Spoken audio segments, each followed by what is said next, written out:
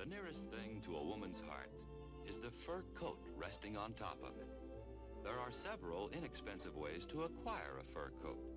You could introduce a lady mink to a gentleman mink and hope he's no gentleman. You could go out hunting with the Hudson Bay Eskimos. There's an easier way to catch a fur-bearing animal. Oh? How's that? Look around for a millionaire. And then you skin him? Better than that. You marry him.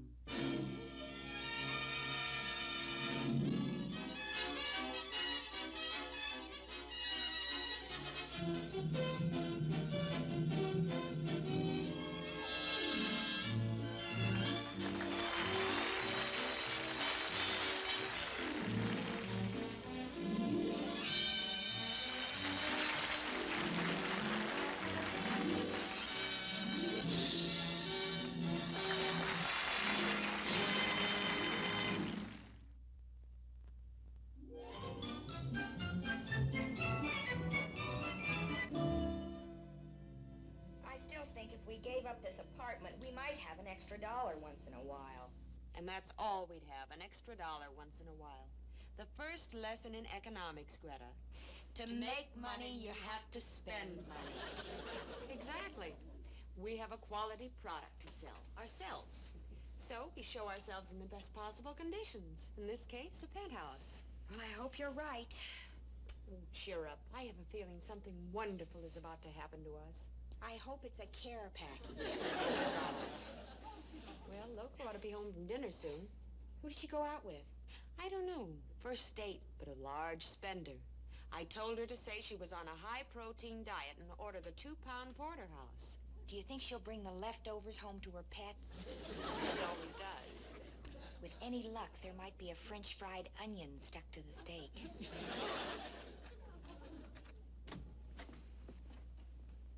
Come on in, sweetie. Don't be bashful. Besides, they've probably gone to bed already. Come on in. I won't hurt you. She's running in quick.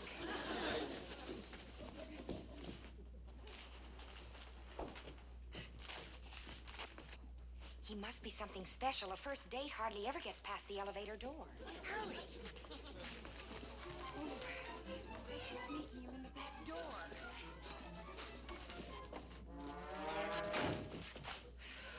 Set that to music, and I think we've got an act for Ed Sullivan. Greta, I'm amazed at you trying to listen at the door like that. When this is so much more effective.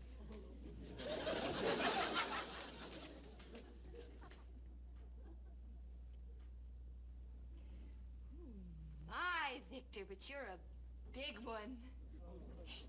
His name is Victor, and he's tall. Silly, I know you love me. Don't run your tongue all over my face. She needs help. You know what the trouble with you is? You've never had enough love. I intend to take care of that. He needs help. He isn't saying anything. Doesn't seem to be very talkative. I think she's kissing him. Loco? Is that you, dear? Yeah. Hey, come on out. I want you to meet my friend. Well, we're not dressed. That's okay. He doesn't care about formalities. Oh, Victor. I didn't realize you were still hungry. Here. Good thing I saved that steak from the restaurant. She's giving him our steak. Now, look here, mister. We've been waiting for that steak. It's a dog. We thought it was your date. My date? That's ridiculous. I didn't even kiss him goodnight. All right, out he goes. His jockey will probably be looking for him. Oh, but that's the sad part. I don't think he has a jockey or anyone. He was sitting all alone in a convertible. I know the type. He drives around in his car, picking up girls who have steak on their breath. Oh, I don't think he drives. Enough, Loco. How did it happen? Everything. Well, After my date left me because I didn't feel like kissing him goodnight, Victor came inside the door with me. Then he followed me into the elevator. I think he likes blondes. Yeah, especially if they have a bag full of steak. Well, that might have had something to do with it. But like all men, first you have to get their attention. I wonder who it belongs to. Well, it belongs to him, of course. No, who does Victor belong to? Oh, it doesn't say. But the collar's from Tiffany's. How do you like that? He's been there and we haven't. Mike, can we keep him, please? You know our lease expressly forbids dogs. They practically jailed the lady on the 4th floor who was trying to sneak in a chihuahua. Well, that makes him a one-way ticket to Devil's Island. We just can't turn him out on the street. He's only a puppy. Some puppy. I bet he had the house broken before he was. I'll never give him up. Never, never, never. As long as I live. Well, not tonight anyway. Well, one thing's sure, we've got to find his owner, and I've got a hunch he's loaded. Why? Well, that collar must be worth $100 at least. Besides, he looks well-fed and well-groomed. He does look expensive, doesn't he? By the pound alone. Well, we can do nothing about it tonight, but tomorrow morning. He takes up so much room. He's so Hello, big. Mommy's baby. Besides that, I don't see how we can afford to feed him. Plus the fact that he's a hazard to navigation. Where'd you get the morning paper? I borrowed Mr. Franklin's down the hall. He sleeps late. Oh, the day Mr. Franklin gets up early, we get cut off from the rest of the world. What's the news? I'm checking the lost and found column. Oh, here's something. Lost, a St. Bernard. He didn't happen to have a keg of brandy around his neck, did he? No. But then he might be on the wagon. Besides bills, what else? Well, there's a card from Mr. Blandish, the manager. He'll be around today to see about redecorating. Fine. It only took him 6 weeks, but he finally made it. Oh, my gosh. Do you know what that means? He'll be here today, and he'll be here today. And tomorrow we'll be out on the street. If we could just keep him here until his owner shows up. Who knows? He may be young, good-looking, and single. There might even be a reward. Well, I suppose we could keep Victor a secret if we didn't let anybody into this apartment. Oh, don't worry about that. Come here.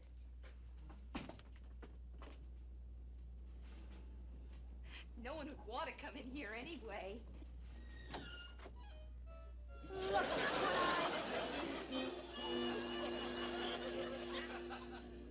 But Mr. Blandish?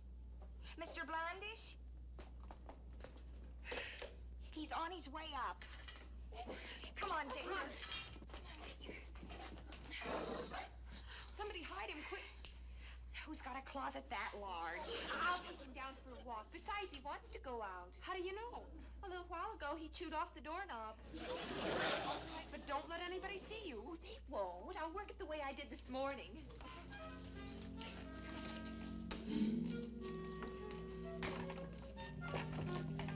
Where did you get that? Jessie, the elevator boy, stitched it for me. Come on, Victor. Come on. Come on. Get the cart. Come on, Victor. Get in, baby. Get in. Get in. That's a good boy. It's easy. I take the service elevator to the basement, then go out the back door. Victor, sit.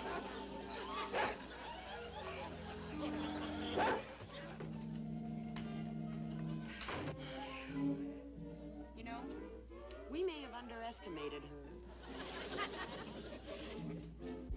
All right, Victor, we're going for a nice walkie-walkie. Yeah. Victor, you get right in there and be a nice doggy. Oh, Mr. Blandish. I didn't expect to see you in this elevator. Well, I wouldn't be ordinarily, but my pogo stick needs a new spring.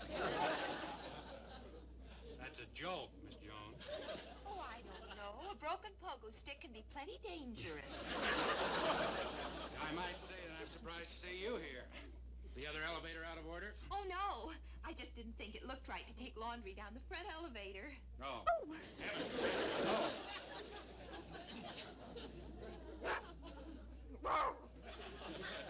Are you all right? Certain food always affects me like that. Oh, really? You know it does me, too. Isn't it a little late to be doing laundry? It wanted to go. I mean, somebody has to. Are you sure you're all right, Miss Jones? Just fine. My right leg gets a cramp if I stand in one place too long, so I better go. Well, at least let me help.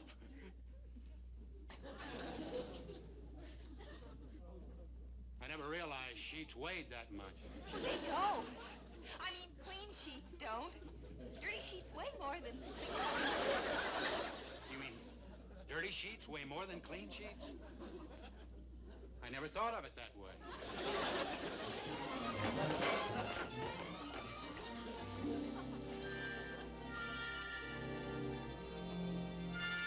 That's an interesting theory. That was a pretty close call we had with Mr. Blandish. It's a good thing Loco got that dog out in time. What are you doing? Oh, some homework for my boss. I underlined what I think he might be interested in, and then... Eureka! What's the matter? Listen to this. Lost, golden tan Great Dane belonging to Stanford Van Nostrum III. Answers to the name of Victor. $300 reward. $300 for a dog. Maybe he does have money. Of course. Who else would advertise in the Wall Street Journal for a lost dog? It's probably advertised in papers all over the country. $300. Do you know what that'll buy? Tell me. Steaks, chops, caviar. Oh, we eat. Bye. What's the matter? We're rich. We're rich. We're rich. We're rich. Well, why are we rich? The dog, Victor. Where is he? Well, that's what I was trying to tell you. We'll give you 5 seconds before we strangle you. 1, Well, you see, 2, Victor and I, 3, we were in a park, and 4, there was this Siamese cat. 5. He ran away. But he's such a big dog. He shouldn't be too hard to find. Loco, in a city as large as New York, it's hopeless. Well, what are we going to do? Well, I don't know what you're going to do, but in about 1 hour, I'll be at work. It's silly to jeopardize 3 good jobs on the remote possibility that we might run into him again. I wonder what his owner is like. Stanford Van Nostrum III? Oh, well, he probably wasn't a millionaire anyway. Yeah, he probably wasn't a millionaire anyway.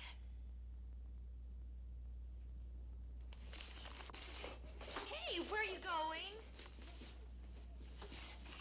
On the other hand, there's nothing like making sure.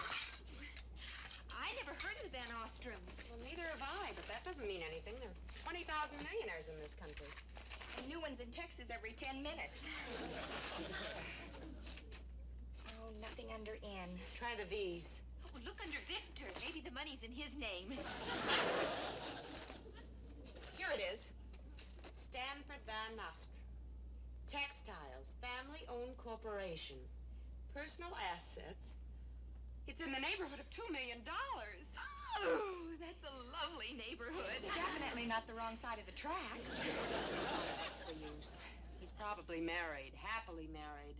Well, why don't we find out? I will. What are you going to do? Call Mrs. Van Nostrum and ask her, are you happy with Mr. Van Nostrum? Easier than that. Hello, is this the Van Nostrum residence? Yes, madam. Charles the butler speaking. Well, this is Miss Smith of Who's Who in New York society. We're bringing our files up to date, and there are a few facts I wanted to discuss with Mr. Van Nostrum. Or perhaps you could help me. Certainly, madam, if I may. We don't seem to have anything on Stanford Van Nostrum III. Could you describe him?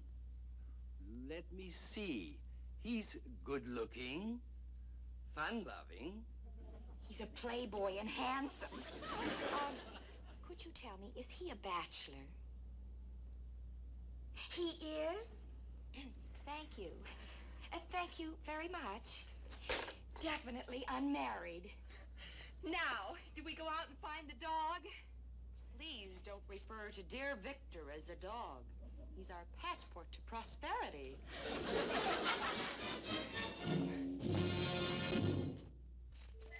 Loco, come on.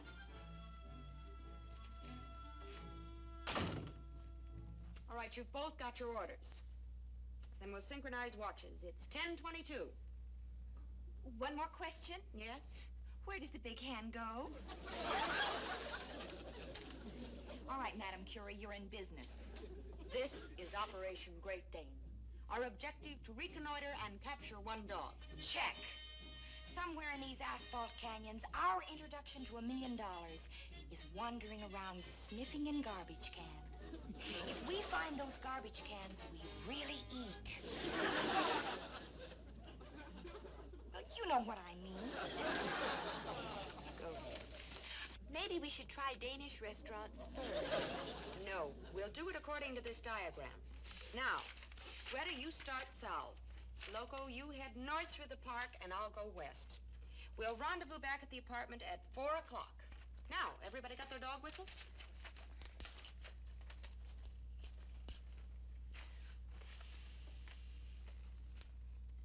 I can't hear anything. Well, that's funny. I can.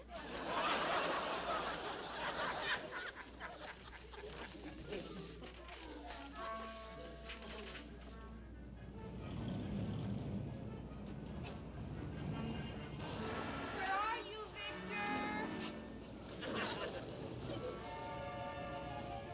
Here, Victor. Here, Victor. He ran away from home. He's a dog. If he left you, lady, he certainly is.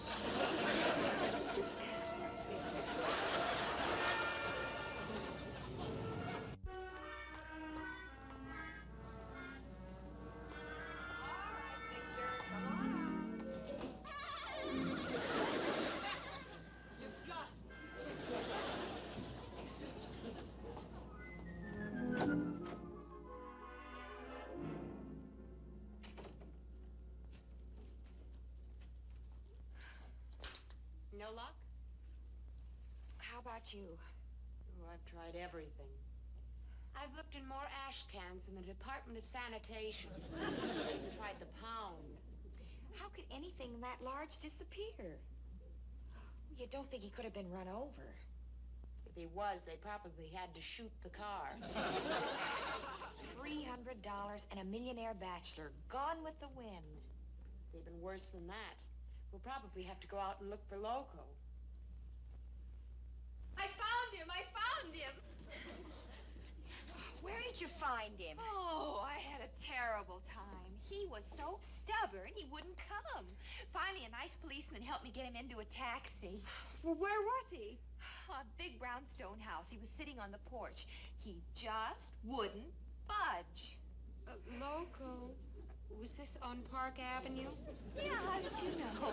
So then this nice policeman came Was along. this 422 Park Avenue? Yeah, I think so. Gee, Mike, you must be positively psychiatric. One of us, anyway. You took Victor away from his own house. He lives there. He does. Then why did he come with us? All we had to do was drag him a little. Look, what difference does it make whether we found him once or twice? I say let's take him back to Stanford Van Ostrom III and get our $300. I've got a better idea. We're not going to accept that reward. Well, I'm glad you feel that. What? This is the first chance we've had to do something nice for a millionaire. How about doing something nice for us? $300 will buy 300 T-bone steaks, even at today's prices. I'm hungry. Millionaires are attracted to girls who don't seem to care about money. Now, we want to marry a millionaire. I say go for broke. I don't know. $300 is $300. And $2 million is $2 million. Why be little hogs? When we can be big ones? Okay. But we've got to speak to him directly. Loco, why don't you try?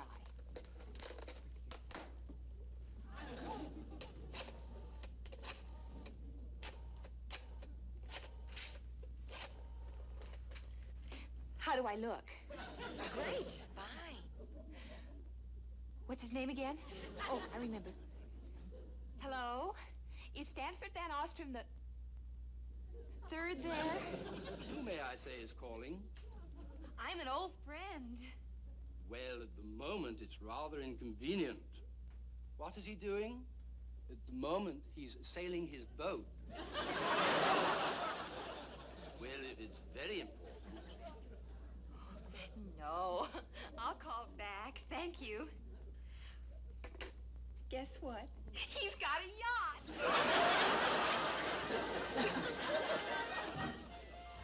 I always did go for the saltwater type. He ought to be home by now. Yeah. Why don't you try, Mike? But insist that Stanford Van Ostrom come over here himself. All right.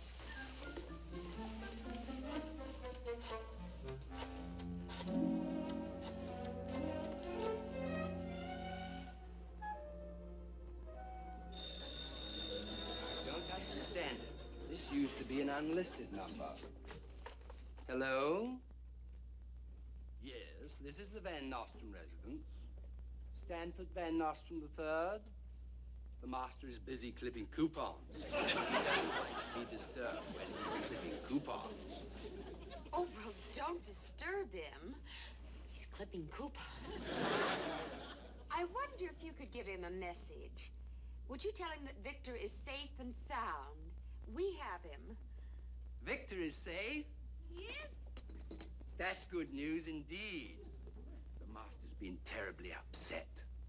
If you can bring Victor over right now, I'll have a check for $300 waiting for you. Oh, thank you, but we couldn't possibly accept the reward.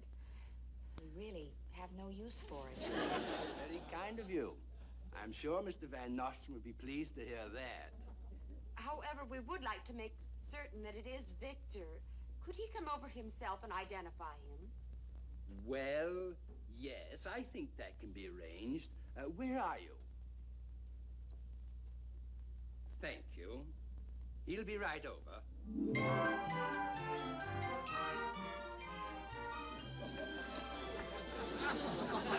French champagne. And I was saving it for my trousseau. Relax, honey. After tonight, you may be able to buy France. Oh, he certainly will be glad to get you back. Yeah, he'll probably break down and cry like a child. I wonder which one of us he'll go for. Well, it really doesn't matter. One millionaire has other millionaires for friends, so if we get one, we'll get the others. That's right. To the victor belong the spoils. To the spoils belong the victor. There he is now. Now don't be nervous.